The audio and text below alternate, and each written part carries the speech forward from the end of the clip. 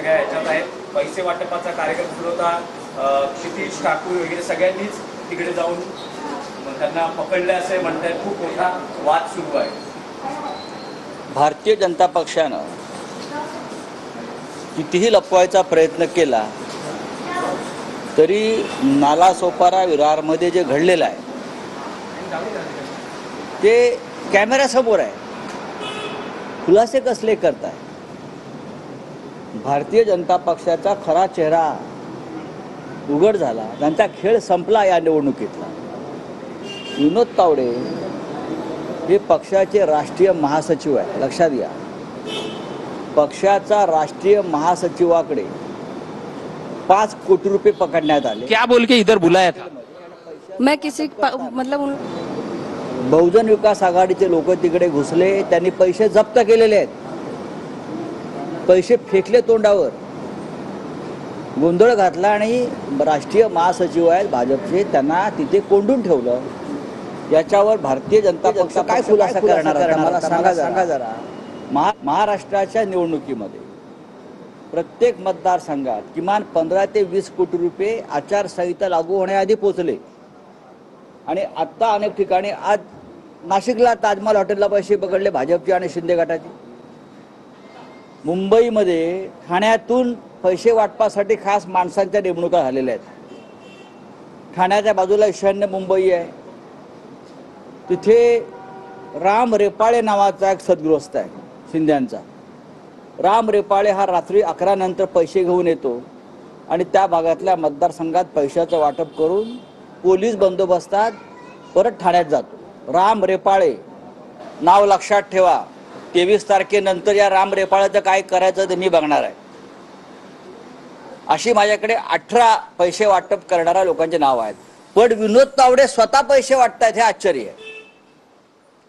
आमच्या बॅगा तपासतात, आमचे खिसे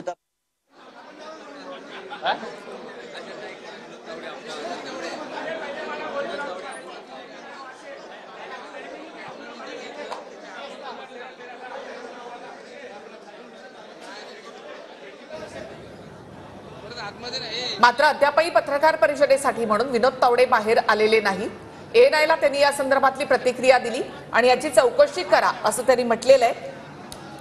विनोद तावडे यांच्याकडे 15 कोटीपेक्षा जास्त रक्कम होती असं मी ऐकलं.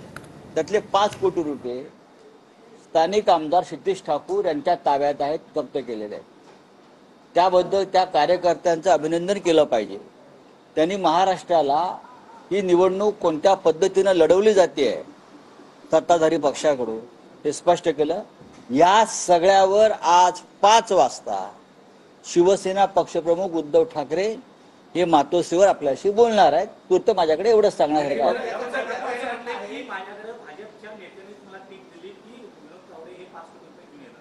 असं कोण म्हणताय? हे नाही, मी त्याच्याशी सहमत आहे.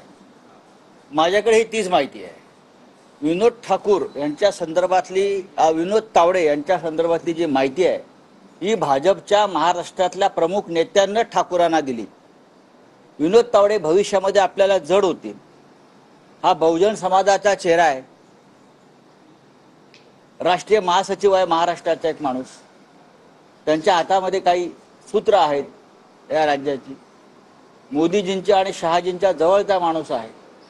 त्याच्यामुळे त्यांना अशा पद्धतीनं पकडून द्यावं यासाठी भारतीय जनता पक्षामध्येच कारस्थान झालं.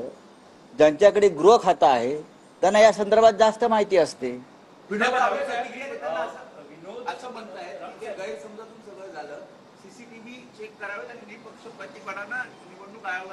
निवडणूक आयोग निपक्षपाती असता तर जी कारवाई कार्यकर्त्यांनी केली ती यांनी केली असती. निवडणूक आयोगाच्या लोकांनी ताजमध्ये पैसे पकडले, नाशिकच्या, मुंबईत, महाराष्ट्रात पैसे पकडले.